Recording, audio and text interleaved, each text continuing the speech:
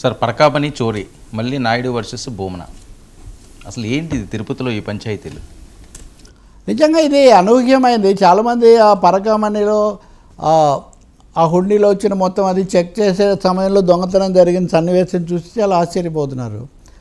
కానీ ఇది ఎప్పుడు 2023 ఏప్రిల్లో జరిగింది.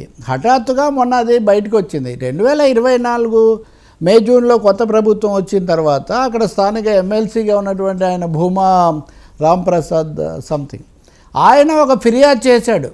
ఏమని 2023 ఏప్రిల్లో పరకామణిలో చోరీ చేసినటువంటి రవికుమార్ అనేటటువంటి ఒక వ్యక్తి, ఒక సిబ్బందిలో ఉద్యోగి కాదు, అతను ఉద్యోగం అందామంటే అతను ఉద్యోగి కాదు, అతను పెద్ద జియ్యంగార్ మఠం నుంచి ఈ లెక్కింపు సరిగ్గా జరుగుతుందా లేదా, అవకతవకలు ఉన్నాయా చెక్ చేయడం కోసం పంపించబడిన మనిషి. ఇంకా మీరు చూడండి, ఇప్పుడు కంచె చేను మేయడం అంటే ఎలా ఉంటుందో, అంటే ఆయన టీటీడీ కాదు, ప్రభుత్వం కాదు, ఒక మఠం తరఫున వచ్చినటువంటి ఒక పెద్ద మనిషి.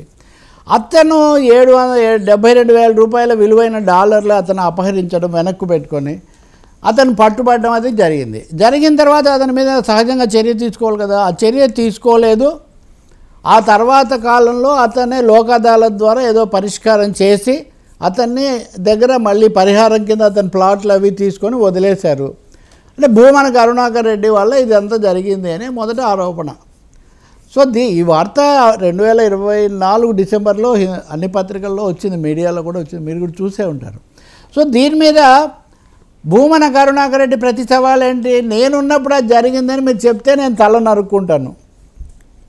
సరే, తల నరుక్కోవడం దాకా ఎందుకు, ఇప్పుడు ఇక్కడ సమస్య పరిష్కారం ఎవరి తలలు నరుక్కోవడం కాదు కదా. కానీ ఆయన వీళ్ళు లోకేష్ కూడా ఒక ట్వీట్ చేశారు దీని మీద, దేవుడి సొమ్ము దొంగిలించిన వాళ్ళు ఇలా చేస్తారా ఏదో అన్నారు.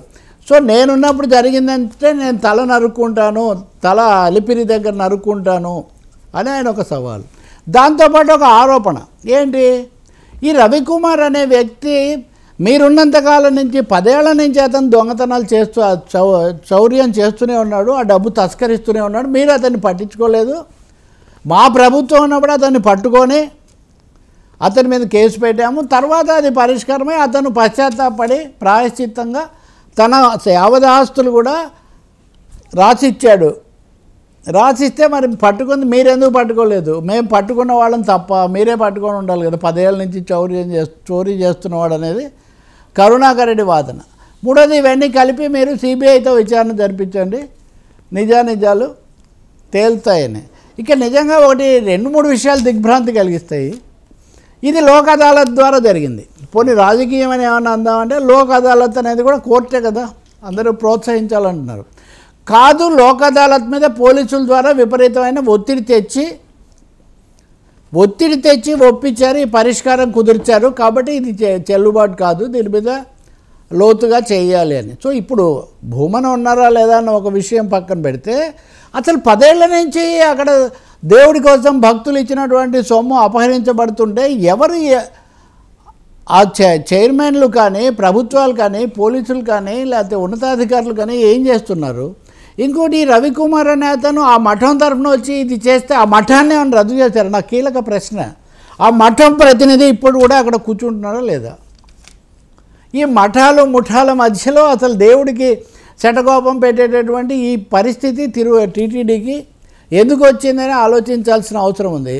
దీని మీద సిబిఐ అక్కర్లేదు, సిఐ చాలు అని మన మిత్రుడు భావన్ ప్రకాష్ రెడ్డి టీటీడీ సభ్యుడు ఈ మధ్యనే టీటీడీ ఈవోగా కూడా చంద్రబాబు వచ్చాక నియమించిన శ్యామలరావుని మార్చి మళ్ళీ అనిల్ కుమార్ సింఘాల్ని తెచ్చిపెట్టాడు. ఇక్కడ ఆసక్తికరమైన విషయం అంటే ఇద్దరి మధ్య 3వ అడుగు లాభం అని శ్యామలరావునేమో చంద్రబాబు తెచ్చిపెట్టాడు. అంతకుముందు ధర్మారెడ్డి ఇవన్నీ చేసింది. ఇవన్నీ చేసినప్పుడు ధర్మారెడ్డి నిజానికి భూమనకు కూడా కాదు, వాళ్ళందరూ ఒకటే అయినా కానీ. సో అప్పుడేమో ధర్మారెడ్డి ఏమో వైసీపీ అనుకుంటే, ఈయనేమో వీళ్ళు ఈ ప్రభుత్వం తెచ్చిపెట్టారనుకుంటే, ఇద్దరి మధ్యన వచ్చిన అనిల్ కుమార్ సింఘాల్ గారు నేరుగా కేంద్ర ప్రభుత్వం యొక్క ఆశీస్సులు, మోదీ గారు సంఘ పరివార యొక్క ఆశీస్సులు పుష్కలంగా కలిగినటువంటి ఒక మనిషి. కాబట్టి ఇక్కడ భూమనకే పరిమితం చేస్తున్నారు. నా ప్రశ్న ఏంటంటే, మీరు సమగ్రంగా దర్యాప్తు జరపండి. సిబిఐతో జరుపుతారా, సిట్ వేస్తారా, న్యాయ విచారణ సంఘాన్ని పెడతారా, ఏదైనా పెట్టండి. కానీ ఎవరెవరో మఠాల పేరుతో, సంస్థల పేరుతో, దాతల పేరుతో దాన్ని తిష్ట వేసి అక్కడ వ్యవహారం అసలు దేవుడి గురించి కంటే రాజకీయాలు ఎక్కువగా చర్చించే పరిస్థితి ఎందుకు తీసుకొస్తున్నారు? ఇది భక్తులకు, తర్వాత పౌర సమాజానికి, మీడియా కూడా చాలా ఆందోళన కలిగిస్తున్న విషయం. ఈ విషయంలో చైర్మన్ నాయుడు గారు నిన్న ఆయనకు సొంత ఛానల్ కూడా ఉంది కదా, దాంట్లో నిన్న వివరంగా మాట్లాడారు. ఆయన చౌర్యము రాజకీయం కాదు, అసలు క్రిస్టియన్స్ చేస్తున్నారు ఇదంతా. క్రిస్టియన్స్ హిందువుల మీద చేస్తున్న దాడి, హిందూ మతాన్ని దెబ్బతీయటం కోసం చేస్తున్నారు అనేది ఆయన మళ్ళీ ఒక వాదన. సరే, హిందూ మతం, క్రైస్తవము, పార్సీ లేకపోతే బౌద్ధం ఏదైనా అనుకుందాం, అక్కడ డబ్బులు అయితే తీశారు కదా. రెండోది ఆ మనుషులు కొనసాగుతున్నారు కదా, ఇది ఇప్పుడే జరిగిందా ఎప్పటి నుంచో జరుగుతుందో చూడాలి కదా.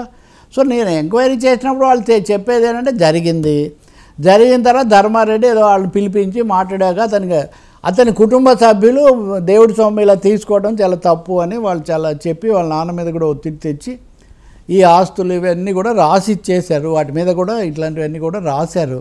ఇలా ఎప్పుడు జరగలేదు, కానీ దానం చేశారు కాబట్టి జరిగిన నేరాన్ని, తప్పును కప్పిపుచ్చగలిగిన లేకపోతే మాఫీ చేయగలిగిన అధికారం ఉందా? And the person is not a direct employee అయినప్పుడు, he's representing some other organization, some other మట్ అయినప్పుడు దాన్ని కూడా విచారించారా లేదా? చాలా ప్రశ్నలు ఉత్పన్నమవుతున్నాయి. కాబట్టి మరి ఇప్పుడు నెయ్యి సమస్య ఇంకా తేలలేదు, గోశాలల సమస్య తేలలేదు, తొక్కిసలాట్ల సమస్య తేలలేదు. అన్నీ అలా ఉంచి ఒకరినొకరు తిట్టుకోవడము, నా తల నరుకండి అని వీళ్ళంటే, మీ అంత తేలుస్తామని వాళ్ళంటే, ఇవన్నీ రభస జరుగుతుంది తప్ప, ఇక్కడ రాజకీయ రభస తప్ప పాలనాపరమైన చర్యలు, భక్తులు, ఉద్యోగులు, సాధారణ ప్రజలు, తిరుమల తిరుపతి పరిసరాలు వాటికి సంబంధించింది మటుకు మేలేమీ జరగడం లేదు.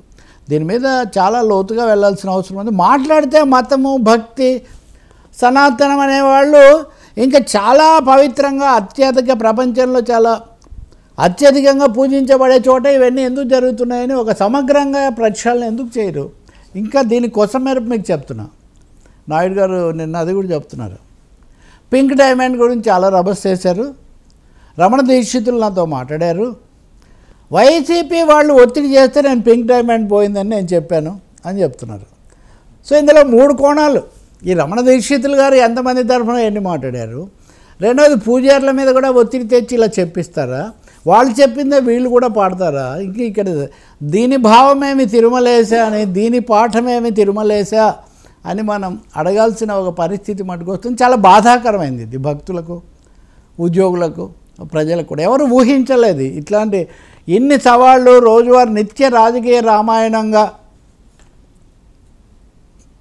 తిరుమల తిరుపతి మారిపోతుందని ఎవరు భావించిన పరిస్థితి కాదు. ఇంకొకటేమో నాస్తికులు, ఆస్తికులు. ఇందులో నాస్తికుల ప్రమేయం ఏముందండి? ఇప్పుడు ఆయన మాట్లాడితే నెత్తి మీద పెట్టుకొని ఉన్నవాళ్ళకంటే ఎక్కువ భూమన కరుణాకర్ రెడ్డి చేస్తుంటే ఆయన నాస్తికుడు అవునో కాదో మీరు తేల్చుకోండి, అది వేరే విషయం.